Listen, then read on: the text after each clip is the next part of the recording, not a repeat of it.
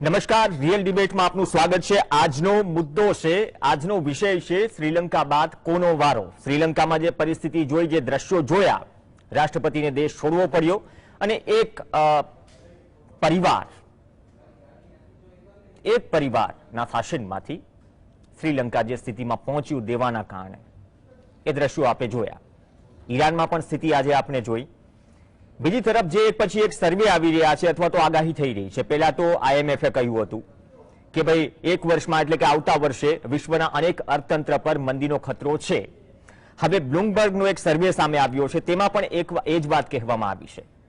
તો સવાલ અહીંયા થાય કે કયા એવા દેશો છે જે આર્થિક રીતે કપરી પરિસ્થિતિમાંથી પસાર થઈ રહ્યા છે। આમ તો આપણી પણ પરિસ્થિતિ એટલી ઠીક નથી, આપણા પાડોશી દેશોની પણ પરિસ્થિતિ એટલી ઠીક નથી, કેમ કે પાકિસ્તાન અને નેપાળ પણ એ સ્થિતિમાંથી પસાર થઈ રહ્યું છે, આર્થિક સંકટમાંથી।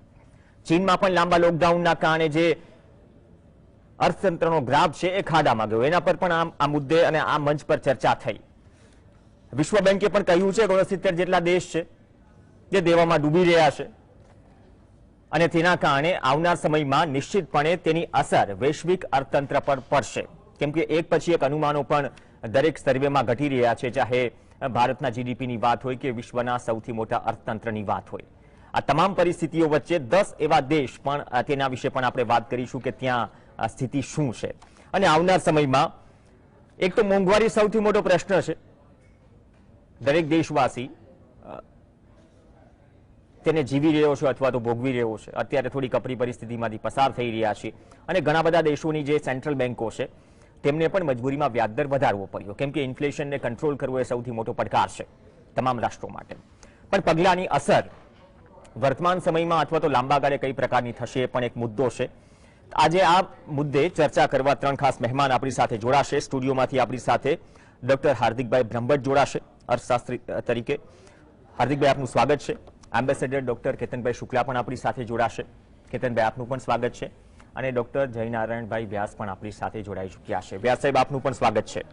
વ્યાસ સાહેબ, મેં આઈએમએફની વાત કરી, આઈએમએફ મુદ્દે આપણે ચર્ચા પણ કરી। હવે બ્લુમબર્ગનો એક સર્વે આવ્યો, એમાં પણ એ જ વાત છે કે એક વર્ષ માટે દુનિયાના અનેક અર્થતંત્ર એક વર્ષમાં જેમના પર મંદીનો ખતરો મંડરાઈ રહ્યો છે, મોંઘવારીમાં કાબુ લેવા માટે અનેક દેશોએ જે કેન્દ્રીય બેન્કો છે તેમને વ્યાજદરમાં વધારો કર્યો, આપણે પણ રેપો રેટમાં 2 વખત વધારો કર્યો અને સર્વે મુજબ સૌથી દયનીય હાલત શ્રીલંકાની છે અને આગામી વર્ષે આ પરિસ્થિતિ વધુ વિકટ બનશે અને ત્યાં મંદીની 85% શક્યતા છે। શ્રીલંકાની આ પરિસ્થિતિ આગામી સમયમાં આપ કઈ રીતે જોઈ રહ્યા છો અને આનો કોઈ ઉપાય ખરા?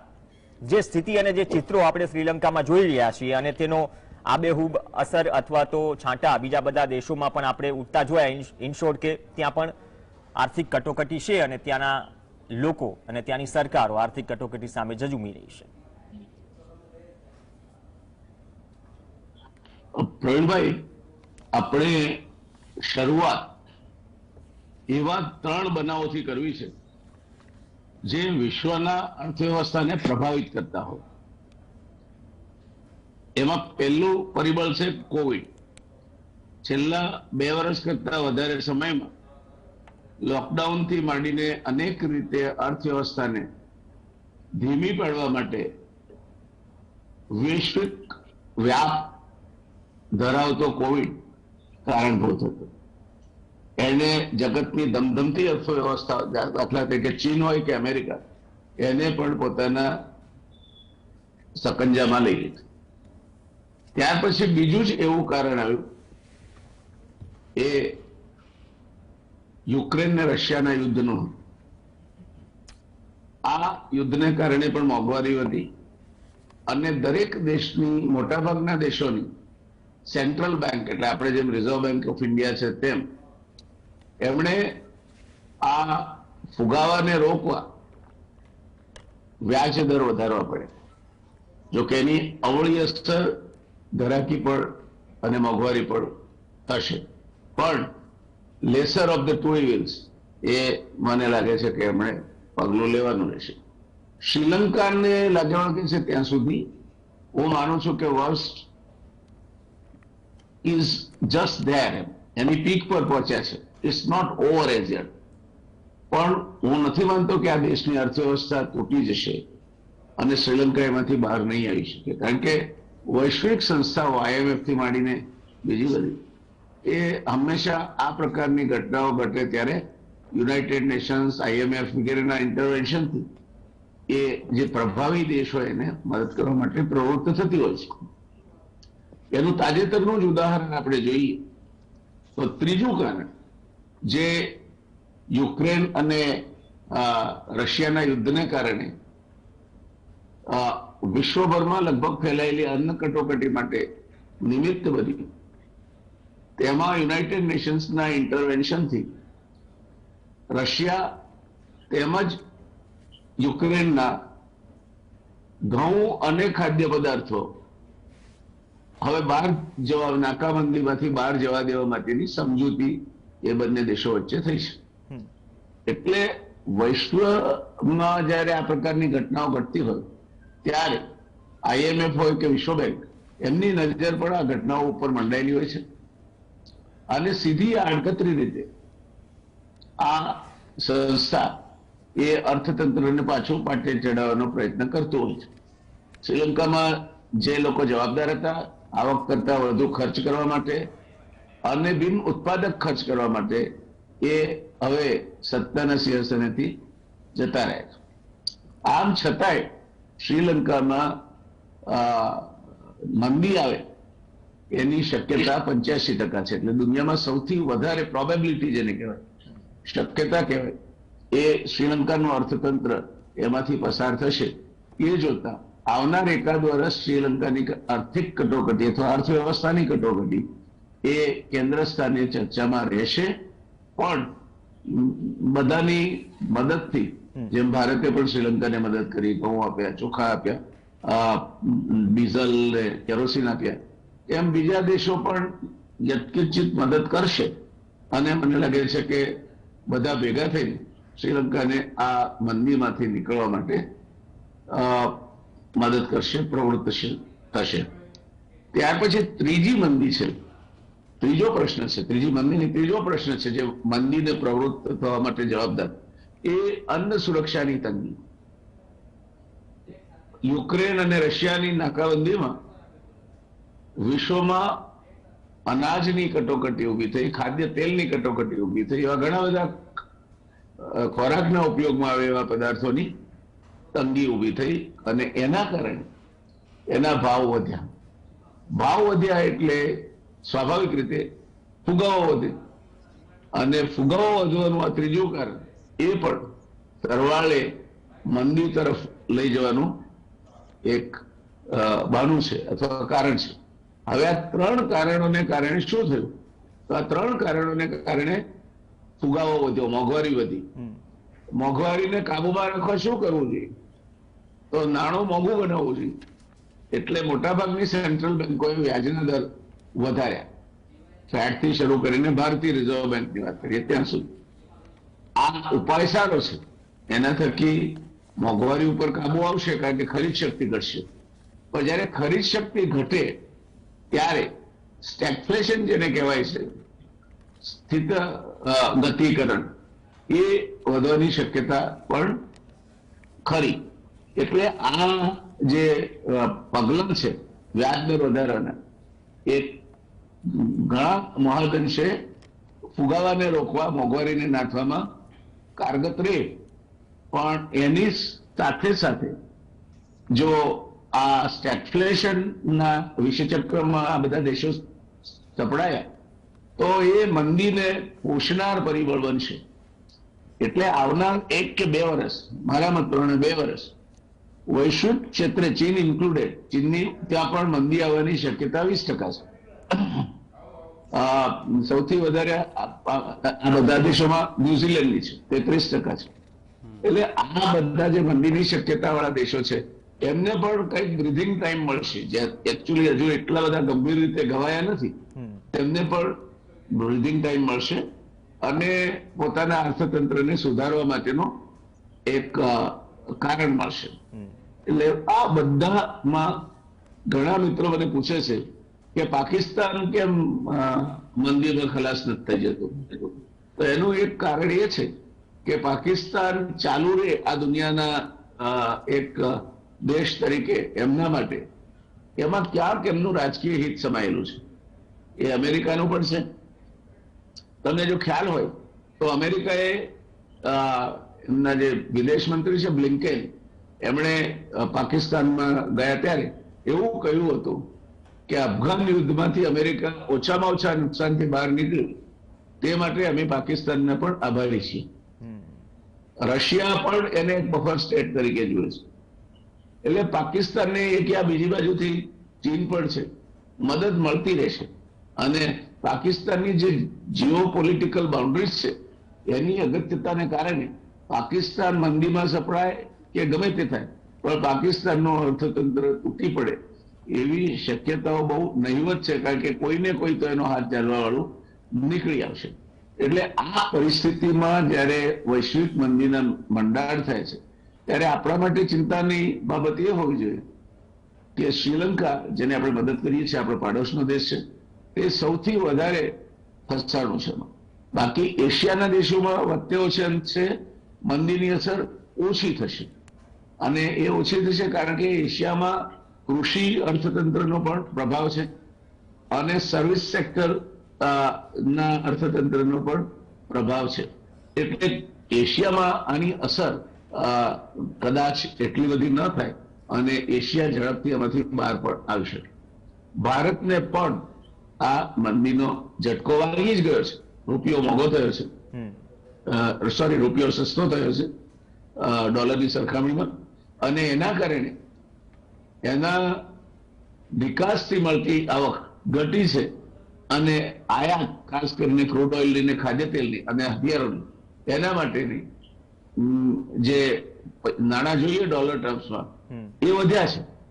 એટલે ભારતને પણ આવનાર વર્ષ 2 વર્ષ તલવારની ધાર પર ચાલવાની પરિસ્થિતિ અર્થવ્યવસ્થા નિર્માણ કરશે એવું અત્યારે દેખાય છે. અત્યારે ભારત પણ મંદી અર્થવ્યવસ્થામાં, બેરોજગારી અને બજારમાં ખરીદીના સેન્ટિમેન્ટનો અભાવ એ પણ એક પ્રકારનું મંદીનું લક્ષણ છે. એ થી પીડાઈ રહ્યું છે. પણ ભારતમાં સમયાંતરે આવતી દિવાળી કે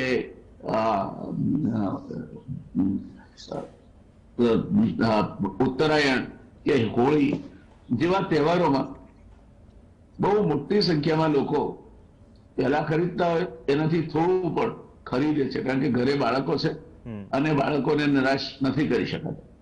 એટલે India being the largest free market of the world, એને ચેતતા રહેવું જોઈએ. કારણ કે જે રીતે આપણે દેવું કરી રહ્યા છીએ, જે રીતે આપણે મોટા મોટા પ્રોજેક્ટ એનાઉન્સ કરી અને પછી એ જે ખર્ચો થવો જોઈએ એ ખર્ચો કરવામાં ક્યાંક ને ક્યાંક અટકીએ છે. એટલે ભારતનું રોકાયેલું નાણું પણ ફળદાયી બનતા વાર લાગશે. આ પરિસ્થિતિમાં રિઝર્વ બેંક ઓફ ઇન્ડિયાએ તો થિયોરેટિકલ ઉપાય કરી દીધો, પણ કેન્સે એવું કહ્યું છે કે જ્યારે આ પ્રકારની મંદી આવે ત્યારે ઘણી મોટી સંખ્યામાં ઘણા માણસોના હાથમાં ઘણા વધુ નાણાં મૂકવા જોઈએ, તો બજારોમાં ખરીદ શક્તિ ઊભી થાય, અને ખરીદ શક્તિ ઊભી થાય તો મંદીમાંથી બહાર નીકળવાનો સેન્ટિમેન્ટ ઊભો થાય. આપણે કદાચ એની વિરુદ્ધ દિશામાં જઈ રહ્યા છીએ, પણ મોડા વહેલા આ વિચારવું પડશે.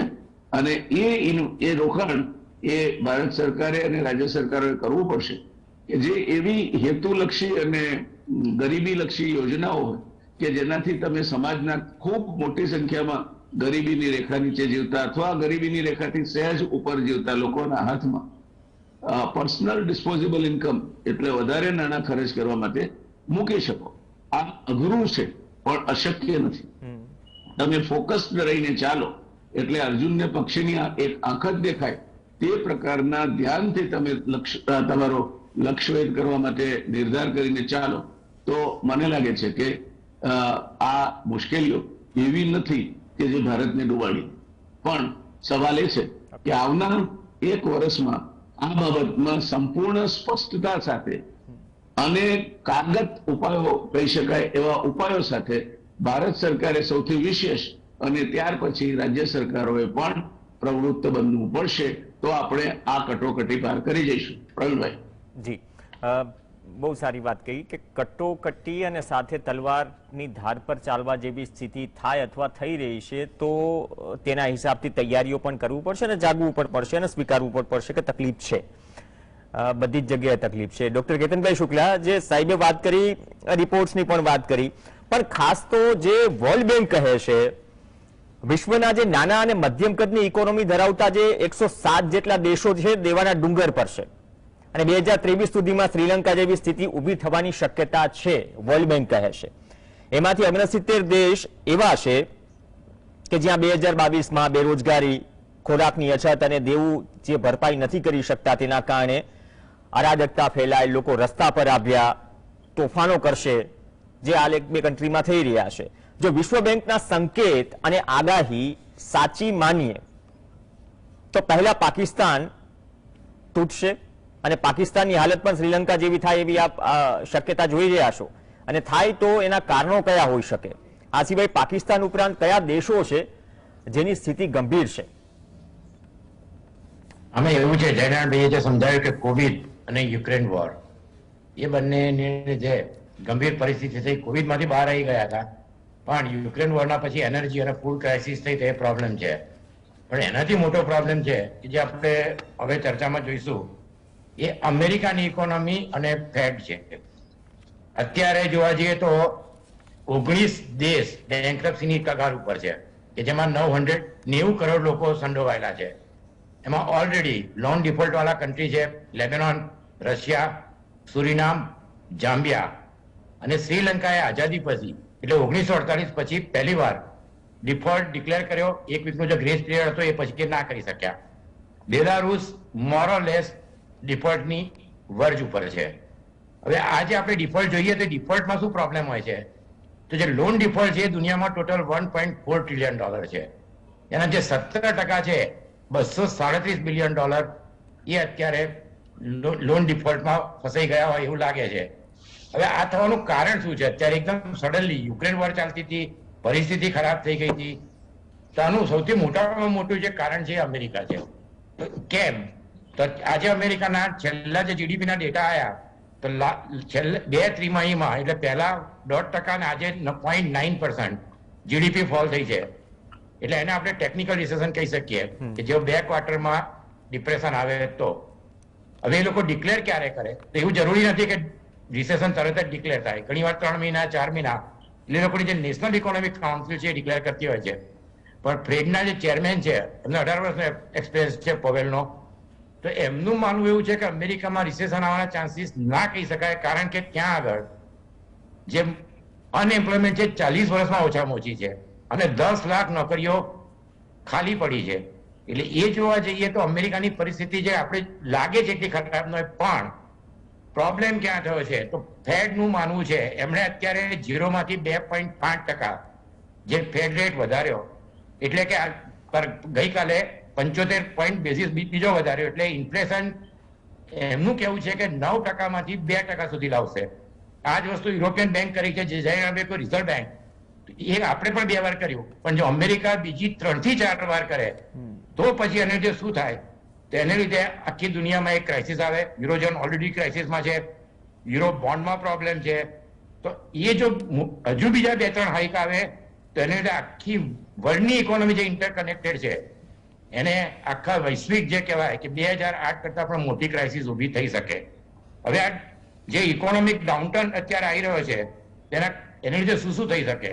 તો સૌથી પહેલું તો એ થાય કે લોકો જે જઈને ખરીદવાનું ઓછું કરે, કંપનીઓનું કેપિટલ ઇન્વેસ્ટમેન્ટ ઓછું થાય, અને સાથે સાથે એ લોકો હાયરિંગ એટલે કે જે લોકોને જોબ પર રાખતા હોય એ પણ ઓછું થાય. તો આ પરિસ્થિતિમાં આપણે એની બીજી શું શું તાત્કાલિક અસરો થાય? તો સૌથી પહેલી અસર એ થાય કે ફોરેન એક્સચેન્જ દરેક કન્ટ્રીનો ઘટતો જાય, એ પછી જે કરન્સી છે એનો ડાઉનફોલ થાય, જે FII અને એ લોકોના ઇન્વેસ્ટમેન્ટ છે અમેરિકા તરફ જાય. એટલે એને લીધે સોશિયલ ઇન્સ્ટેબિલિટી અને પોલિટિકલ ક્રાઇસિસ, ફૂડ પ્રાઇસ અને એનર્જી પ્રાઇસને લીધે થાય, કે જે આપણે શ્રીલંકામાં જોયું, પાકિસ્તાનમાં જોયું. તો એને આપણે કહી શકીએ કે જે ટિન્ડર બોક્સ, બારેલો અગ્નિ, એવી પરિસ્થિતિ થવાની શક્યતાઓ વધારે છે. શ્રીલંકામાં પરિસ્થિતિ સુધરતા પહેલા વધારે ખરાબ પરિસ્થિતિ થશે એમના પ્રાઇમ મિનિસ્ટર પણ કહે છે. આ જ વસ્તુ બીજા મોટા ભાગના 30 થી 40 દેશોને લાગુ પડે છે કે સારું થતા પહેલા હજુ પરિસ્થિતિ વધારે વણસશે. એમાંના અમુક જે કન્ટ્રી છે આપણે પૂછ્યું કે વિશ્વમાં ક્યાં ક્યાં થઈ શકે, તેમાં સૌથી પહેલો કન્ટ્રી છે ડિફોલ્ટનો કિંગ આર્જેન્ટિના, $400 બિલિયન, એમને $150 બિલિયન તાત્કાલિક ભરવાના છે. એ પછી ઇજિપ્ત કે જે આપણે એશિયામાં, આમાં સૌથી વધારે પ્રોબ્લેમ લોઅર અને મિડલ ઇન્કમ કન્ટ્રી, એમાં મોટા ભાગના કન્ટ્રી એશિયા અને આફ્રિકામાં છે. તો એનું ડેટ છે $50 બિલિયન. લેટિન અમેરિકા તો કાયમ એમને 80માં બી બહુ મોટી ક્રાઇસિસ જોઈ છે, તો એલ સાલ્વાડોર કે જે, અને અગત્યનું એ છે કે ઇથોપિયા, જેને આફ્રિકાનું પાવર હાઉસ કે છે, ઈસ્ટ આફ્રિકાનું, તેમને G20 કોમકોન વાળાએ લોન આપવી પડી છે. કેન્યાના 30% અર્નિંગ ડિબેટમાં જાય છે. પાકિસ્તાનને જયનારાયણભાઈ કહ્યું કે IMF ની લોન મળશે તો $8.9 બિલિયન છે, એટલે પાકિસ્તાન એટલે તાત્કાલિક નહીં આવે, પણ એમની પરિસ્થિતિ પણ એટલી બધી સારી નથી કે જેટલી આપણને દેખાઈ રહી છે. નાઇજીરિયાને પ્રોબ્લેમ છે, પણ ઓઇલ હાઈ પ્રાઇસ લીધે નાઇજીરિયા બચે છે. યુક્રેન, એનું હિર્મિયા 5% ફોલ થયું છે, પણ એમને મને લાગે છે કે $20 થી $30 બિલિયન રિસ્ટ્રક્ચરિંગમાં મળી જશે. એટલે યુક્રેન આમાંથી થોડા વખત માટે બહાર રહેશે. અને છેલ્લો કન્ટ્રી છે પેરુ, કે એ પણ હવે ડિફોલ્ટની તૈયારીમાં છે. એટલે આપણે જોવા જઈએ તો જે ડિફોલ્ટની પોસિબિલિટી 6 મહિના પહેલા હતી એ અત્યારે ડબલ થઈ ગઈ છે. અને એમાં સૌથી વધારે અગત્યની વસ્તુ એ છે કે આપણે ભારતનું જોવા જઈએ તો, અને પર્ટિક્યુલર શ્રીલંકાનો આપ પૂછતા હતા, શ્રીલંકાનું એવું લાગે છે કે ફરી પણ એક બીજી ક્રાઇસિસ આવી શકે. અને એમાં જે કહેવાય કે ફાયર સેલ, એટલે બળતું ઘર કૃષ્ણાર્પણ અને પડતા ભાવે વેચી મારવું, કે જે કહેવાય ને કે આપણે પરિસ્થિતિ ખરાબ થાય તો લાસ્ટ યર ઇન્ડિયામાં પણ લોકોએ સારું એવું સોનું વેચ્યું 2 વર્ષ, તો એ કહેવાય કે જે સોનાની લગડી જેવી કંપનીઓ હોય એ વેચવા કાઢવી પડે. તો શ્રીલંકામાં 2 કંપનીઓ છે કે જે કદાચ મોટે ભાગે જલ્દી પ્રાઇવેટાઇઝેશનમાં આવે. એક છે Ceylon electricity board and Ceylon petroleum corporation. બંને ખૂબ જ સારી કંપની છે, એમનું ઇન્ફ્રાસ્ટ્રક્ચર ઘણું સારું છે. 19 સુધી શ્રીલંકાની ઇકોનોમી સારી હતી. હવે એમાં 2 દેશ અત્યારે સૌથી આગળ રહેશે, ચાઇના અને ઇન્ડિયા. ઇન્ડિયાએ ઓલરેડી $5 બિલિયન ની મદદ કરી છે. ચાઇનાનું ડેટ સૌથી વધારે $13 બિલિયન છે. આમાં ચાઇનાએ ઓલરેડી હમ્બોલ્ટ પોર્ટ, એરપોર્ટ કોલંબો અને કોલંબો પોર્ટ લઈ લીધું છે. અને એ સામે ઇન્ડિયાએ હમણાં છેલ્લા 6 મહિનામાં એક તો IACએ ટિકોનોમાલી ઓઇલ ટેન્ક ફાર્મમાં 49% સ્ટેક લીધા છે. અને અડાણીએ $700 million deep water container depot, કે જે ચાઇના જે ડેવલપ કરે છે એની સાથે જ છે. એટલે કે હવે આની અંદર જે બંને દેશોમાં થોડી હોડ રહેશે, પણ શ્રીલંકાની પરિસ્થિતિ સુધરતા મિનિમમ 1.5 થી 2 વર્ષ લાગશે. હવે આમાં ઇન્ડિયા પર આની શું અસર પડે એ બહુ અગત્યની વસ્તુ છે. કારણ કે આ જે ફેડ રેટ વધારતા જશે તો એને લીધે સૌથી મોટો તો પ્રોબ્લેમ છે કે આ એગ્રેસિવ ને લીધે જે નુકસાન થશે એ અમેરિકાને ઓછું થશે. કારણ કે જે ઇન્વેસ્ટમેન્ટ વાળા છે એમને હજુ ખબર નથી પડતી કે ડોલર કેટલો સ્ટ્રોંગ થશે. એટલે જે દુવિધામાં છે એ ડોલર તો સ્ટ્રોંગ થતો જ થઈ ગયો છે, ખાલી 2 કરન્સીનો નથી થયો, એક બ્રાઝિલ અને રશિયા. પણ બંનેનો કેપિટલ કંટ્રોલ છે. રશિયાની ઇકોનોમી બી ખરાબ થઈ છે. બ્રાઝિલમાં બોલ્સોનારો ઇલેક્શન હારે અને લુલા જીતેના મને 90% ચાન્સ દેખાય છે. એટલે આને લીધે અત્યારે આપણે ઇન્ડિયાની પરિસ્થિતિ જોઈએ તો આપણું એક્સટર્નલ ડેટ $62 બિલિયન છે. અને એક્સટર્નલ ડેટ જીડીપી રેશિયો 19 માંથી 21.2% પર પહોંચ્યો છે. લોંગ ટર્મ ડેટ આપણે જે કઈ ડેટ ઓછું છે પણ $499 બિલિયન છે, એ $25.5 બિલિયન વધ્યું છે. એટલે કે 53.2% ડેટ આપણું છે US ડોલરમાં છે. એટલે ડોલર જેમ જેમ એપ્રિશિએટ થતો જશે એમ આપણો રૂપિયો ડેપ્રિશિએટ થતો જશે. રૂપિયો ડેપ્રિશિએટ થશે તેની લીધે 2 વસ્તુ થશે. એક તો આપણો ઇમ્પોર્ટ વધારે છે, એટલે ટ્રેડ ડેફિસિટ જે આવશે એ અત્યારે ઓલરેડી $250 બિલિયન જેવી દેખાઈ રહી છે. અને આ છેલ્લા મહિનામાં જૂનમાં $25.6 બિલિયન ઇમ્પોર્ટ, એટલે 50% વધારો થયો છે. અને સામે એક્સપોર્ટ ખાલી 16.8%, એટલે $37, એટલે $63 બિલિયન ઇમ્પોર્ટ, $16 બિલિયન એક્સપોર્ટ. જે ટ્રેડ ડેફિસિટ છે એ વધતી જશે ધીમે ધીમે. રૂપિયો ડેપ્રિશિએટ થવાથી ફોરેન ઇન્વેસ્ટર બહાર જવા માટે, જે અમે 40-50 હજાર કરોડ કહેવાય છે, NRI ડિપોઝિટ થોડી ઓછી થવાની શક્યતા છે, કારણ કે ડોલરમાં લોકોને એપ્રિસિએશન મળશે. અને ત્રીજી સૌથી મોટી અગત્યની વસ્તુ કે ફોરેન ઇન્વેસ્ટમેન્ટ આવવામાં આપણને પ્રોબ્લેમ થશે. એટલે 4 વસ્તુઓનું આપણે ધ્યાન રાખવું પડે. નહીં કેતનભાઈ આ સેકન્ડ રાઉન્ડમાં વધુ વિસ્તારથી સમજીશું કે આ બધાની અસર ભારતીય અર્થતંત્ર પર કઈ રીતે પડશે અથવા પડી શકે, આ જ વાતને આપણે આગળ વધારીશું. સેકન્ડ રાઉન્ડમાં એક સ્પેશિયલ સવાલ છે આપના માટે કે આ બધું જ થઈ રહ્યું છે તો આપણને કેટલું લાગે વળગશે આવનાર સમયમાં. એક બ્રેક માટે રોકાઈશું. બ્રેક બાદ હાર્દિકભાઈ પણ આપણી સાથે છે. કેતનભાઈ જે રીતે વાત કરી, આપણે ગ્લોબલ વિલેજમાં છીએ, જે રીતે વ્યાસ સાહેબ એ શબ્દનો ઉલ્લેખ કરે છે, તો ગ્લોબલ વિલેજમાં ક્યાંક ઘટનાઓ ઘટે એની અસર આપને પણ થતી હોય છે. બાકી અન્ય દેશો પણ દેવાની અણી પર છે. વધુ વિગતો જાણીશું ડોક્ટર હાર્દિકભાઈ બ્રહ્મભટ્ટ પાસે. બ્રેક બાદ ચર્ચા યથાવત. શ્રીલંકા બાદ વારો કોનો. Welcome back. IMF અને બ્લુમબર્ગનો રિપોર્ટ સર્વે આવનાર દિવસોમાં ઘણા બધા અર્થતંત્ર મંદીની ઝપેટમાં આવશે. ચર્ચા થઈ રહી છે. ચર્ચામાં આગળ વધીએ. ડોક્ટર કેતનભાઈ શુક્લા અને વ્યાસ સાહેબ સાથે વાત થઈ બ્રેક પહેલા. ડોક્ટર હાર્દિકભાઈ બ્રહ્મભટ્ટ આપણી સાથે છે. હાર્દિકભાઈ, પાકિસ્તાન સુધી અને ભારતની તો બીજા રાઉન્ડમાં વાત કરીશું કે તેની અસર શું થશે, પણ જે નાના દેશોની વ્યાસ સાહેબે અને કેતનભાઈએ વાત કરી, હવે વર્લ્ડ બેંક પ્રમાણે પાકિસ્તાન પછી ટ્યુનિશિયા, ઇજિપ્તનો વારો આવશે, જે ઓલરેડી દેવાના કગાર પર છે અને ખાસ તો અન્ન સંકટનો સામનો કરી રહ્યા છે જે નાના દેશો છે, નાની ઇકોનોમી ધરાવતા દેશો. ઇજિપ્તના વડાપ્રધાન હમણાં જ કહી ચૂક્યા છે કે જે કટોકટી છે આ સદીની સૌથી ખરાબ કટોકટી છે અને સૌથી મોટી સરકારી અને સૈન્ય માલિકીની 10 કંપનીઓ વેચવાની પણ જાહેરાત કરી, જે ઉલ્લેખ શ્રીલંકાના કેસમાં કર્યો કેતનભાઈએ. ટ્યુનિશિયાના નાણાપ્રધાન સીહેમ બોગદીરીએ પણ કહ્યું કે તેમનો દેશ સૌથી વધારે કપરી પરિસ્થિતિમાંથી પસાર થઈ રહ્યો છે. બંને દેશ લોન માંગી રહ્યા છે. વિશ્લેષકો કહી રહ્યા છે કે સબ સહારાના આફ્રિકનમાં બુર્કિના ફાસો, માલી અને ચાડ સહિતના દેશો પણ નાદારીના અણી પર છે. તો આપના મતે નાના અને ઓછી આવક ધરાવતા દેશોની આવી પરિસ્થિતિ થવાનું કારણ શું? એટલે એમ જોવા જઈએ તો જનરલી ઇકોનોમી જે છે, આપણે જેમ સાહેબે વાત કરી કે ગ્લોબલ વિલેજની આજે વાત કરી, તો જેમ આપણે એક નોર્મલ પડોશી સાથેના આપણે જ્યારે વાડકી વ્યવહારની બી આપણે વાત કરતા હોઈએ તો આપણે એક વાડકીમાં સારી વસ્તુ પીરસીને આપીએ તો આપણને બી સામે કઈ બી ખાવાનું મળે, એ કઈ બી રીતે સારી વસ્તુ આપણને મળી શકે.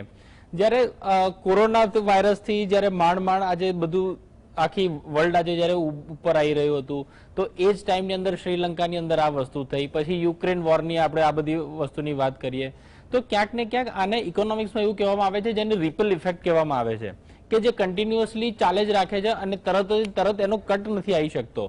હવે આજે જેમ કે શ્રીલંકાની બી વાત કરીએ તો શુક્લા સાહેબે કીધું કે ભાઈ 1.5 થી 2 વર્ષ તો થશે જ, તો 1.5-2 વર્ષ તો બહુ નોર્મલ વસ્તુ થઈ જાય છે, કારણ કે એક કન્ટિન્યુઅસ રિપલ ઇફેક્ટની અંદર ચાલતું હોય છે.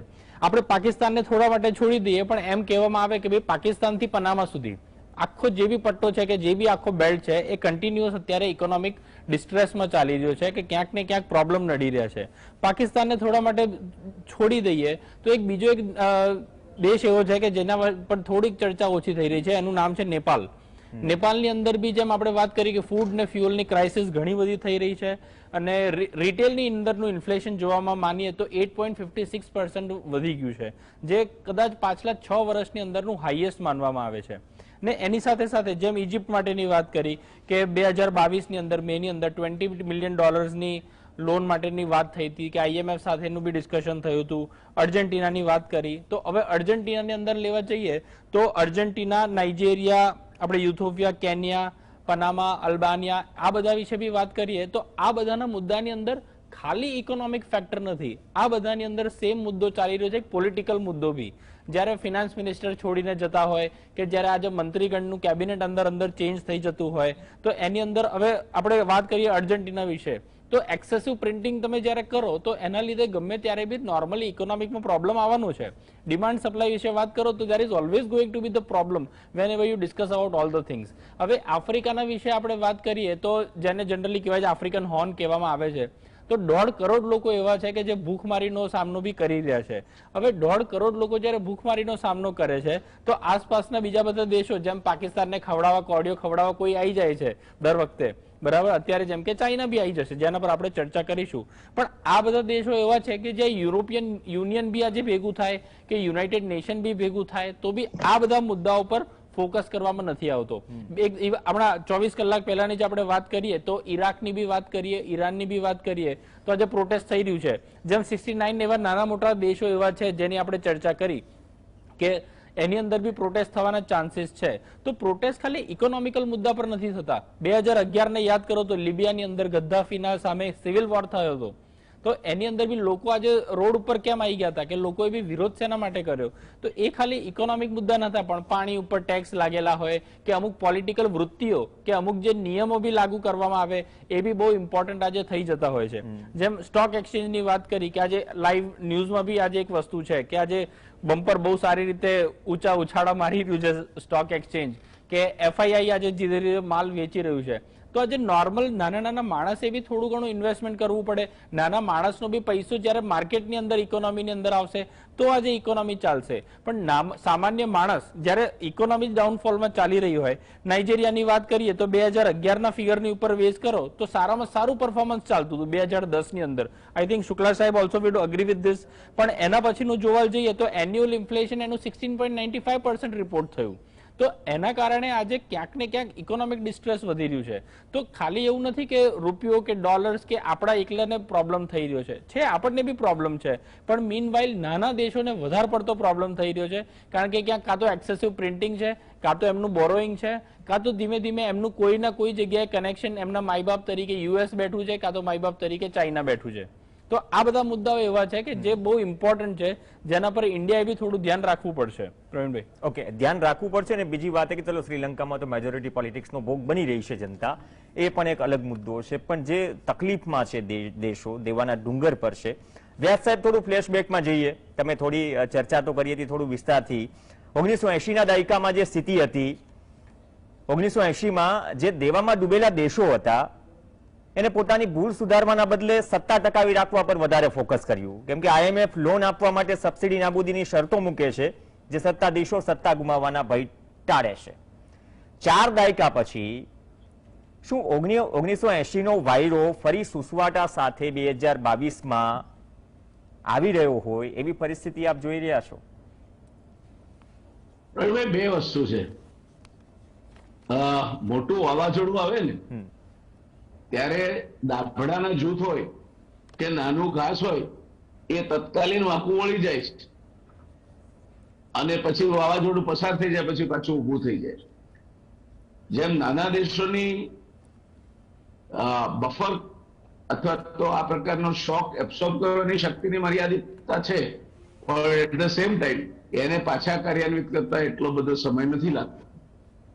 ભારત એ ગ્રુપમાં નહીં આવે. અને તમે બહુ સાચું કહ્યું કે મોટા ભાગે આ પ્રકારની જેને કેન્સરનું ચોથું સ્ટેજ કહેવાય એવી કટોકટી આ બધા દેશોમાં એવી એ કારણસર ઊભી થાય છે કે જ્યારે રાજકારણીઓ પોતાનું 5 વર્ષ સિવાય આગળનું જોવા જ નથી માંગતા, અને નથી માંગતા એટલે ચાલે રાખે છે. પણ એ દરમિયાનમાં શું થાય છે? તો એ દરમિયાનમાં મોંઘવારી, બેરોજગારી અને દેશનું દેવું એ વધતા જાય છે. હમણાં બ્રેક દરમિયાન અમે એને કેતનભાઈએ ચર્ચા કરી, કેતનભાઈ વિલ હેન્ડલ ધેટ ઇશ્યુ, કે તમારું વિદેશી હુંડિયામણ એકદમ ધડાકાબંધ ઘસાતું જાય છે. અને જે દાડે તળિયું પકડાશે એ દાડે તમે એડિબલ ઓઇલ ક્યાંથી લાવશો, ક્રૂડ ઓઇલ ક્યાંથી લાવશો? આ દેશમાં શ્રીલંકાના રસ્તે કદાચ પેટ્રોલ પંપ પર તમને પેટ્રોલ ના મળતું હોય, ડીઝલ ના મળતું હોય, એ પ્રકારની પરિસ્થિતિનું નિર્માણ થાય એ શરૂઆત હશે. પણ મેં જેમ કહ્યું તેમ આના 3 પાસે દેશ ઘસાય છે. એક બેરોજગારી, બીજું ફુગાવો, મોંઘવારી, અને ત્રીજું આ ઘસાતા જતા અસેટ, જેના કારણે તમારે દેશનું દેવું પણ બહારથી પૈસા લાવવા હોય તો વધારવું પડે છે. હવે એ દેવું આપનાર કદાચ તમને મળી રહે તો પણ એ લોકોની શરતો એવી હોય છે કે ક્યાંય પણ સબસિડી નહીં આપવાની. એટલે ફરી એકવાર મોંઘવારી વધે. સબસિડી આપ્યા વગર તમારે બધા જ વ્યવહારો ચલાવવાના. ધીરે ધીરે આપણે આમ તો સબસિડી નાબૂદ કરતા જઈએ છીએ. એ સારી વસ્તુ છે. કારણ કે હું 1992માં વોશિંગ્ટનમાં હતો અને તે વખતે અમેરિકાના રાષ્ટ્રપ્રમુખ માટેનું કેમ્પેઇન ચાલતું હતું. ત્યારે એના જે ઉમેદવાર હતા એમણે કહ્યું હતું કે આટલા વસ્તુઓ પર સબસિડી છે તે હું પ્રમુખ તરીકે ચૂંટાઈશ તો કાઢી નાખીશ. આપણો કયો રાજકારણી આ હિંમત કરે એમ છે? અને એને બહુ સરસ વાત કહી હતી કે if somebody wants the facility, somebody has to pay. હવે આપણે રેવડીની ને ચણા મમરાની ને ગાંઠિયાની વાતો કરીએ છીએ. અત્યાર સુધી આપણે જથ્થાબંધ રેવડી ખાતે જ રાખી છે. અને તે કેવું કે અંધા માટે રેવડી ખુદ કો દે, ફિર ખુદ કો દે. આંધા માણસને રેવડી વેચવા આલો તમે તો વેચીને પોતાના ગજવામાં જ નાખે. આ પરિસ્થિતિમાં આ 3 મુદ્દા આપણા માટે આવનાર સમયમાં બહુ જ મુશ્કેલ બનશે. અને ચોથો મુદ્દો મેં છોડી દીધો છે, એ મારા કરતા પણ વધુ સારી રીતે ડોક્ટર કેતનભાઈ સમજાવી શકશે. એટલે વિદેશી મૂડીયામણની કટોકટી એ અત્યારથી તમારા માથા ઉપર ગાજવા માંડી છે. મોંઘવારી ક્યારે વધે છે, કેમ વધે છે, ક્યાં વધે છે એની ચિંતા જ નહીં કરતા મોંઘવારી વધશે. કારણ કે ફેડ એટલે આપણા રિઝર્વ બેંક પાસે, સેન્ટ્રલ બેન્કર પાસે વળી પાછો વ્યાજ દર વધારશે કોઈ ઉપાય નહીં રહે. અને એ થશે એટલે રોજગારી વધશે, કારણ કે મંદીના વિષચક્રને એ વધારે વેગ આપશે. આ પરિસ્થિતિ એટલા માટે થાય છે કે મોટાભાગના દેશો જે તમે કહ્યા એ દેશોમાં લગભગ અમાપ સત્તાઓ એ સત્તાધીશો પાસે હોય છે અને પ્રજા એવી નપોષક થઈ ગઈ હોય છે કે એમને પૂછવા માટે કોઈ હિંમત નથી હોતી. એના એ બીજે જ રમતી હોય છે. એટલે આપણે જે મુદ્દા છે જે આપણને એઝ ઇટ ઇઝ ખીણ તરફ ધકેલી રહ્યા છે એની ચિંતા મેં ચર્ચાઓમાં ક્યાંય થતી જોઈ નથી. અત્યારે ચર્ચાઓ થાય છે તો બધી જુદી જ થાય છે. એટલે જે પ્રજાને પોતાનું હિત શેમાં છે સમજણ ના પડતી હોય, જે ઇમોશનલી પોતાના નિર્ણયો લેતી હોય અને જેને દેશ કઈ તરફ જઈ રહ્યો છે ને બધાનું થશે તે આપણું થશે એમ સંતોષ માનીને ખૂબ ખુશ રહેતી હોય, એ પ્રજાનો શતમુખ વિનિપાત જ નિર્ણય લો. એ વાત આપણે સમજીને ચાલવી પડે. એટલે ભારત માટે, ભારત મોટો દેશ છે એટલે નાનો અમથો પણ થપાટ વાગે તો બહુ મોટી થઈ જાય. શ્રીલંકા 1.5 વર્ષે કાબુમાં પણ 2 વર્ષે આવે પણ આવશે.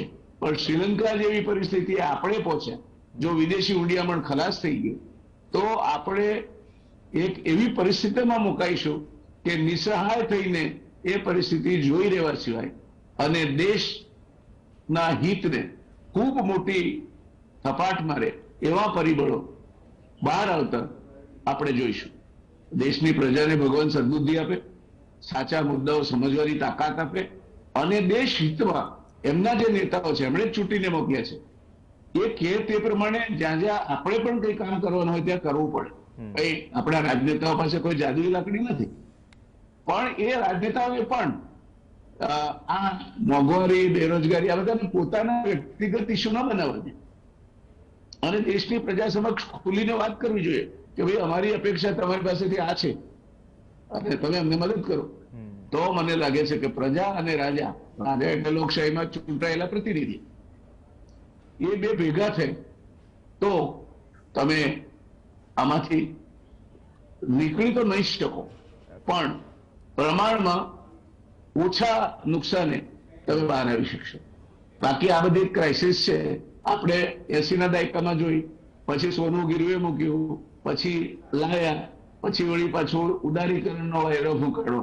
પણ એ વખતે આપણે સાવ પેલા પીળીઓ કે એનિમિયાના દર્દી નહોતા બની ચૂક્યા.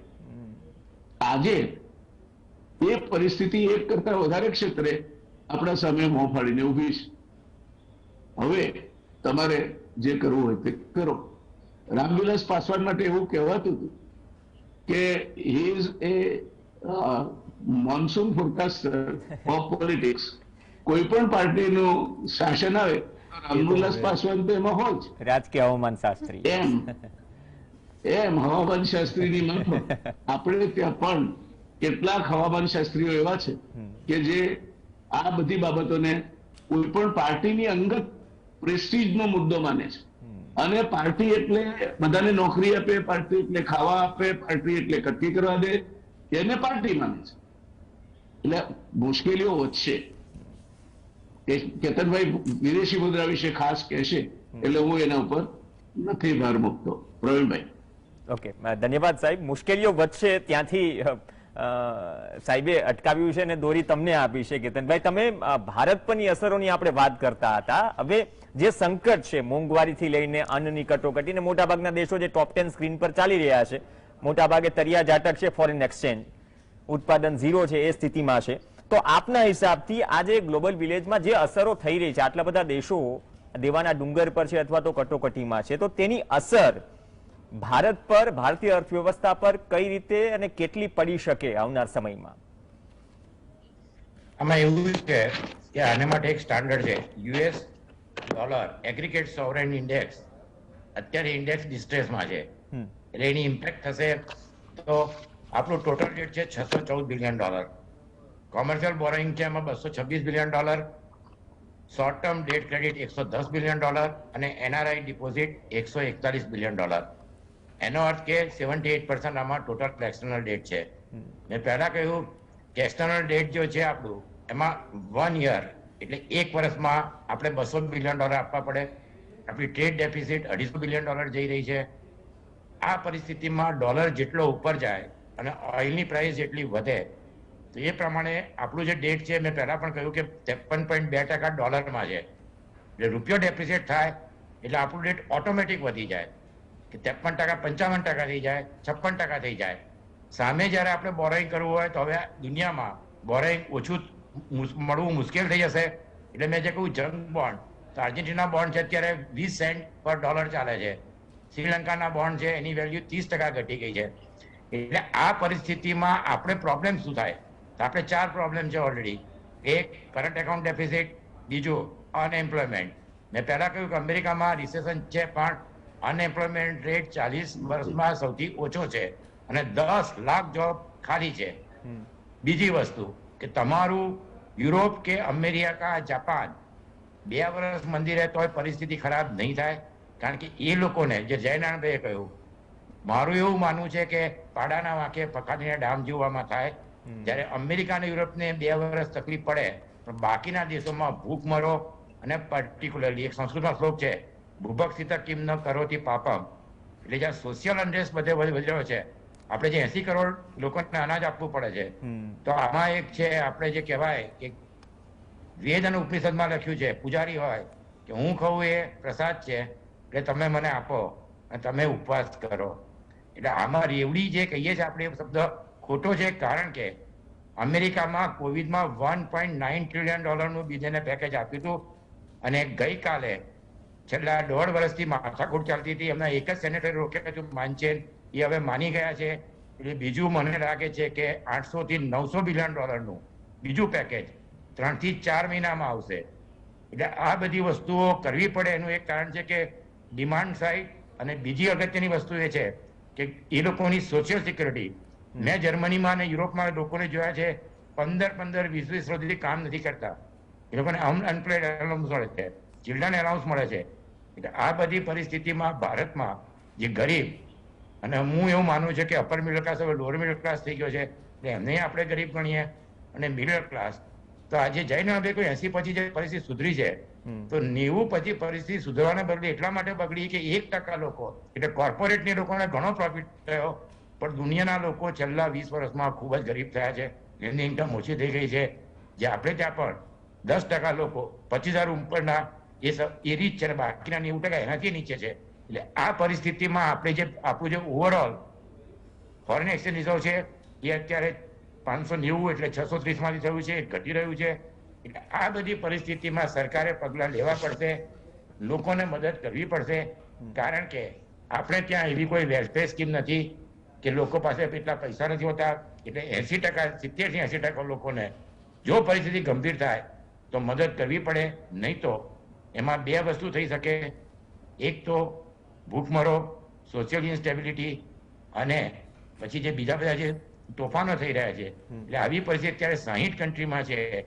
એટલે આપણે જે કંઈ પગલાં હવે સરકાર ભરે એ અમને ખૂબ જ ધ્યાનપૂર્વક ભરવા પડશે. અને એક જયનારાયણભાઈ કહ્યું, એમાં એક વસ્તુ ઉમેરીશ, યથા રાજા તથા પ્રજા. એટલે મેં પહેલાં કહ્યું હતું કે અત્યારે જો લોકોને કહે કે શાસ્ત્રીજીએ કહ્યું હતું કે હું 1 વર્ષ એક ટાઈમ ખાઈશ, જ્યારે 65માં આપણે અનાજ પિયાલો મંગાવ્યું, અમેરિકાનું બંધ કર્યું, તો સાદગી અને જે કહેવાય કે આ માટે લોકોએ તૈયાર રહેવું પડશે, કમર કસવી પડશે. પણ એક મેં કાયમ કહ્યું છે, જ્ઞાનેશ્વરની એક બહુ ફેમસ સ્ટોરી છે. એક એની મધર છોકરાને લઈને કે આ છોકરાને તમે કોઈ ગોળ ખાવાનો બંધ કરે, તો સંત જ્ઞાનેશ્વર કહ્યું 1 મહિના પછી આવજો. પછી કે બેટા હવે ખાવાનું બંધ કરે. એની માએ પૂછ્યું આવું કેમ કર્યું? એ કે મેં ગોળ ખાવાનો બંધ કરી જિંદગીભર. એટલે આ વસ્તુ ઇન્ડિયા માટે બહુ જ ઇમ્પોર્ટન્ટ રહેશે. અને આ પરિસ્થિતિ લેટિન અમેરિકા, આફ્રિકા અને એશિયામાં સૌથી વધારે અસર કરશે, યુરોપ અમેરિકા કરતા. જે 90માં એક ક્રાઇસિસ થઈ હતી. અને IMF નો એક બીજો પ્રોબ્લેમ છે, IMF જયારે લોન આપે ત્યારે જે મેઝર કરતા હોય છે એ બહુ સ્ટ્રિક્ટ હોય છે. સબસિડી બંધ કરો, આ કરો, તે કરો, પણ એને લીધે લોકોની જિંદગી ખૂબ જ પરિસ્થિતિ ખરાબ થાય અને એને લીધે પછી સોશિયલ અનરેસ્ટથી પોલિટિકલ ટર્મોઇલ થતો હોય છે, જે શ્રીલંકા અને પાકિસ્તાનમાં આગળ જતા પરિસ્થિતિ મળશે. મોહમ્મદ માથુરે બરોબર કહ્યું હતું કે જેણે જેણે IMF ની લોન લીધી છે, અર્જેન્ટિનાથી માંડીને બધા કન્ટ્રી, હજુ સુધી એમનો કોઈ ઉદ્ધાર થયો નથી. અને આમાં એક કરન્સી ક્રાઇસિસ બહુ ઇમ્પોર્ટન્ટ છે કે એકવાર મલેશિયામાં થઈ હતી 89માં, પછી એની અસર રશિયામાં થઈ અને છેલ્લે પૈસા બધા બ્રાઝિલને ભરવા પડ્યા. પણ એ વખતે Brazil number 1 trade surplus country હતો. એટલે આ પરિસ્થિતિમાં રિઝર્વ બેંક અને પોલિટિકલ લીડરશિપનો બહુ મોટો રોલ રહેશે અને લોકોએ આમાં ભોગ આપવો પડે. પણ સાથે સાથે ઉપરથી આવશે તો નીચે આવશે. એટલે આને માટે પરિસ્થિતિમાં આપણે તૈયાર રહેવું જોઈએ. ખોટા સપના જોવાનો મારો માનવું છે કે આવી પરિસ્થિતિમાં 2008-9માં ચાઇના અને ઇન્ડિયા બચી ગયા હતા અને એમણે આખી દુનિયાની કોમે, પણ આ વખતે પરિસ્થિતિ એના કરતા ઘણી જુદી દેખાઈ રહી છે. ઓકે, પરિસ્થિતિ થોડીક જુદી છે હાર્દિકભાઈ, જે કેતનભાઈએ વાત કરી. હવે વર્લ્ડ ફૂડ પ્રોગ્રામના અર્થશાસ્ત્રી છે ડોક્ટર ફ્રેડરિક ગ્રેબ, જે કહે છે કે ખાદ્ય પદાર્થોની વધતી કિંમત જેવી જે નવી સમસ્યાઓ છે ઉદ્ભવી રહી છે, જે સરકારની ક્ષમતાઓમાં અવરોધ ઉભો કરે છે, અત્યારે એવી પરિસ્થિતિ છે અર્થશાસ્ત્રીના મતે કે આવક ઘટી રહી છે, કિંમત વધી રહી છે, દરેક ફીલ પણ કરી રહ્યા છે અને સરકાર પાસે પૂરતું ભંડોળ નથી. આનાથી એક જ સમયે બે બાજુથી ફટકો પડી રહ્યો છે. ગ્રેબે કહ્યું છે કે આ સંકટ પ્રમાણનું મોટું સંકટ છે. 2007-8માં 40થી વધુ દેશોમાં રોટી રમખાણો થયા અને તેમને લાગે છે કે આજે આપણે તેનાથી પણ વધુ ખરાબ પરિસ્થિતિમાં છીએ. કટોકટી ખરેખર અભૂતપૂર્વ છે. આ સ્ટેટમેન્ટ અંગે આપનું શું કહેવું છે? ડોક્ટર ગેબ્રે જે રીતે વાત કરી એ બહુ જ સાચી વસ્તુ છે કે આપણે ક્યારે નકારી ના શકીએ કે આજે જ્યારે ઇકોનોમી સ્લોડાઉનની આપણે વાત કરીએ અને ક્યાંય બી એનું ફૂડ ઉપર કે આજે એડિબલ ઓઇલ ઉપર અસર ના આવતી હોય એવું ક્યારે બન્યું નથી આજ સુધી.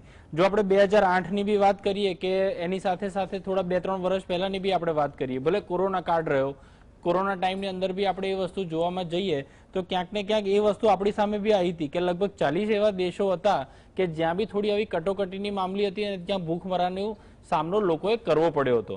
તો જ્યારે એની વિશે વાત કરી તો રોટી કટોકટી, જ્યારે પૈસાની કટોકટી હોય તો માણસ એકવાર તો એવું થાય કે ભાઈ નાનું મોટું પ્લસ માઇનસ કરીને બી એડજસ્ટ કરી શકે કે ભાઈ નાનું મોટું પોતાની જરૂરિયાત ખાલી વસ્તુઓ પર ફોકસ કરે, બીજી બધી વસ્તુ પર ફોકસ ના કરી શકે. પણ જ્યારે ખાલી રોટી માટેની વાત આવે, જેમ આપણે રોટી કટોકટીનો શબ્દ વાપરીએ છીએ એટલે આપણે વાત કરીએ છીએ કે જ્યારે રોટી માટેની વાત કરીએ છીએ કે આપણે જ્યારે ખાદ્ય પદાર્થો વિશેની વાત કરીએ છીએ કે આપણે ઇમ્પોર્ટ એક્સપોર્ટ પર બી ફોકસ કરીએ કે જેમ આપણે ઇન્ડિયા વિશે બી વાત કરી કે આપણે ઇન્ડિયાના ઇમ્પોર્ટ એક્સપોર્ટ્સ ઉપર બી આપણે ધ્યાન રાખવું પડશે કે આપણા એડિબલ ઓઇલ વિશે શું, કે જ્યારે યુક્રેન રશિયાનું વોર ચાલ્યું તો આપણે ઇન્ડિયાની અંદર સનફ્લાવર ઓઇલનું મેજોરિટી 92% જેવું, if I am not wrong, તો આપણે બીજું બધી વસ્તુ યુક્રેનથી આપણા ત્યાં આવતું હતું. સનફ્લાવરના સીડ્સ કે સનફ્લાવર ઓઇલ ડાયરેક્ટલી આપણે ત્યાંથી એક્સટ્રેક્ટ કરીને લાવતા હતા. તો આજે એ વસ્તુ ચોક્કસપણે આપણે ધ્યાન રાખવી પડશે કે જો એના પરિબળો પર ધ્યાન ના રાખીએ તો ઇન્ડિયાની અંદર બી પરિસ્થિતિઓ એટલી સારી ખાદ્ય પદાર્થોને લઈને નથી કે ભાઈ ક્યાંક ને ક્યાંક આપણે ભૂખમારીનો સામનો કરવો પડે. તો આજે એ વસ્તુ પર આજે આપણે ખાસ ધ્યાન રાખવી પડશે કે ભારત એને ક્યાંક ને ક્યાંક ઇકોનોમી ભલે મોડી વહેલી 2 વર્ષ મોડી બી ઉપર આવશે તો બી વાંધો નથી, કે જીડીપીના આંકડા સુધરતા 2-3 વર્ષ થશે તો બી વાંધો નથી. પણ જો ક્યાંક આ રોટીની કટોકટીની અંદર જો આવી ગઈ કે રોટીની રમખાણોની અંદર જો ભારત ફસાઈ ગયું તો એને પાછું ઉગડતા વાર લાગશે. જેમ વ્યાસ સરે બહુ સારી વાત કરી હતી કે નાના દેશો હોય તો એ પાછું એને ઉપર ઊભું થતા વાર નથી લાગતી, પણ જો ભારત જેવા દેશની અંદર જો કંઈક આવી એક નાની વસ્તુ બી એક વસ્તુ આવી ગઈ, આ તો હાથીના કાનની અંદર કીડી ઘૂસવા જેવી વાત છે કે નાનકડી કીડી જેવી બી વસ્તુ ઘૂસી જાય તો આખા હાથીને ગાંડો કરી નાખે, તો ઇન્ડિયા માટેની બી એ પરિસ્થિતિ એવી જ બની શકે, એ વસ્તુ બહુ અગત્યની છે. ને એની અંદર ક્યાંક પોલિટિકલ મુદ્દાઓ બી છે, સબસિડીના મુદ્દાઓ બી છે, આ બધી વસ્તુઓને લઈને બહુ જ ધ્યાન રાખવા જેવી બાબત છે, ખાસ કરીને આવનારા 2 વર્ષ. ઓકે, આવનારા 2 વર્ષોમાં ઘણી અનસર્ટિનિટી પણ હશે. બિલકુલ, વગર બોલાવેલી આફતો પણ આવી જાય. ક્યાંય રશિયા યુક્રેનનું કોઈ મતલબ વિચાર્યું હતું થયા, પણ આટલું લાંબુ ચાલશે કોઈ વિચાર્યું ન હતું. વ્યાસ સાહેબ, કન્ક્લુઝનનો સમય છે. તલવારની ધાર પર શબ્દોનો ઉપયોગ થયો અને કેતનભાઈએ કહ્યું કે ભાઈ અત્યારે પરિસ્થિતિ પહેલા કરતા વિપરીત છે, તકલીફવાળી વધારે છે અને આવનાર સમયમાં તમામ માટે અલાર્મ જેવી સ્થિતિ છે. પ્રવીણભાઈ, આવા નીરસ વિષય પર મારા બંને સાથીઓએ ચર્ચાને જે ઊંચાઈ પર લઈ ગયા અને રસપ્રદ બનાવી, એ માટે હું મારી પેનલના બંને સાથીઓને પણ ધન્યવાદ કહું છું. ખૂબ મજા આવી. પરિસ્થિતિ ફ્રોમ બેડ ટુ વર્સ તરફ જઈ રહી છે, ગુડ ટુ બેડ તરફ નથી જઈ રહી, એ આપણે ખ્યાલ રાખવો પડશે. અને હું માનું છું ત્યાં સુધી આજની તારીખમાં પણ જો ખાદ્ય સુરક્ષાને કેન્દ્ર સ્થાને મૂકીને ચાલવામાં આવે તો ભારતમાં ખાદ્યાન્ન કટોકટી અથવા તો ફૂડ સિક્યોરિટી નોંધવાય તેવું નહીં બને. પણ ત્યાં પણ આપણે જે પેલું 50,000 કરોડ રૂપિયાનું અનાજ અને ફળો બગાડીએ છીએ તેના તરફ ધ્યાન આપવું પડશે. અને મોટા લોકો મોટું બગાડે છે એમના તરફ પણ ધ્યાન આપવું પડશે. કારણ કે તમે પંચતારક હોટલોમાં જાઓ તો 5,000 રૂપિયાની થાળીમાં માંડ 2-4 પેલા ખાય ને બાકીનું બધું પાછું જાય. This is a national waste. Anybody who is wasting food is the first enemy of our country. એટલે આ તમે ખાઓ જેટલું તમને ભૂખ હોય તેટલું, પણ બગાડો છો શું કરવા? અને બગાડો છો તો સામે તમારી પાસેથી અનાજ મેળવીને પોતાના પેટનો ખાડો પૂરવાવાળા કરોડો કંગાલો છે કે જેમને દાંતને અનાજને વેર છે. એટલે આ પરિસ્થિતિમાં બધું જ કદાચ તમે રોકી શકશો. 2 વસ્તુમાં ભારતે ખરેખર એની ક્ષમતાની કસોટી થશે. એક તો વિદેશી હુંડિયામણની કટોકટીને કારણે જો તમે ક્રૂડ ઓઇલની આયાતને રેશન કરવા જશો તો એક મોટી તકલીફ ઊભી થશે. કારણ કે transportation is again key of any growth. It's cost and availability of fuel energy. અને બીજું અન્ન સુરક્ષા. અન્ન સુરક્ષા તો તમારે એને જાળવી જ લેવી પડે.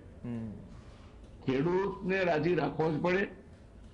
આ દેશ અત્યાર સુધી રાતો પીળો છે તે આપણા ખેડૂતને આપણે ધન્યવાદ કહેવા જોઈએ અને આપણે સમજીને ચાલવું જોઈએ. એટલે હું એવું માનું છું કોઈ પણ સરકાર, ભારત સરકારે એક તટસ્થ મોનિટરિંગ ગ્રુપ જેમાં કોઈ રાજકીય રંગો ના પુરાયા હોય તેવું અનેક ક્ષમતાવાળા લોકોનું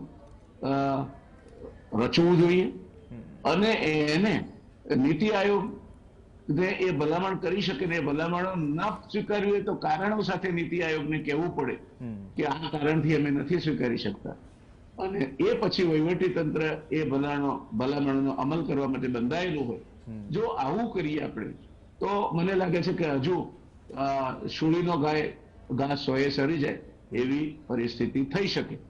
પણ આપણે જો એવા અભંભામાં રહ્યા કે આપણે તો કોઈ ચિંતા જ નથી, આપણે ખાવાની ચિંતા કરવાની ક્યાં જરૂર થાય છે.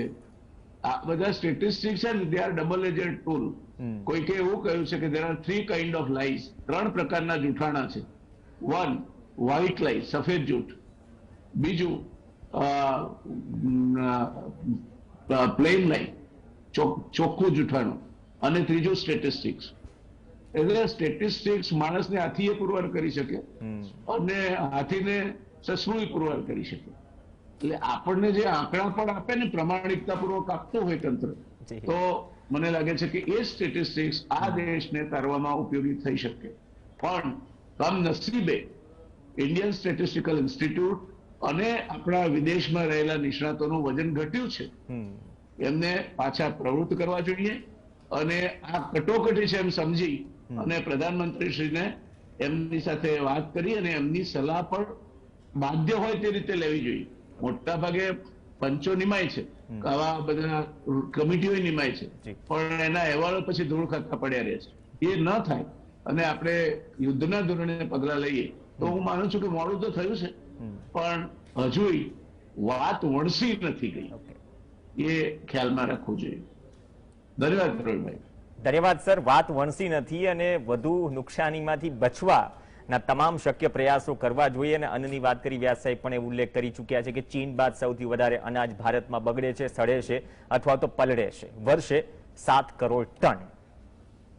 આપણે બાકી બધા દેશો ચાલી રહ્યા છે જ્યાં તળિયા ઝાટક છે અન્ન અથવા 3 મહિના ચાલે તેટલા ઘઉં છે, તો આ ગંભીરતા છે. પછી ભલે હંગર ઇન્ડેક્સમાં આપણે ક્યાંય ખોવાયેલા હોય. તો આ વાસ્તવિકતા છે. અને ધન્યવાદ ત્રણેય મહાનુભાવોનો, ત્રણેય મહેમાનોનો કે આ ચર્ચાને વધુ રસપ્રદ બનાવી અને વાસ્તવિક ચિત્ર છે તેનાથી આપણે અવગત કરાવ્યા દર્શકોને. ધન્યવાદ શુક્લા સાહેબ, ધન્યવાદ વ્યાસ સાહેબ અને ધન્યવાદ બ્રહ્મભટ્ટ સાહેબ. આ સાથે ચર્ચામાં હાલ બસ આટલું જ. નમસ્કાર.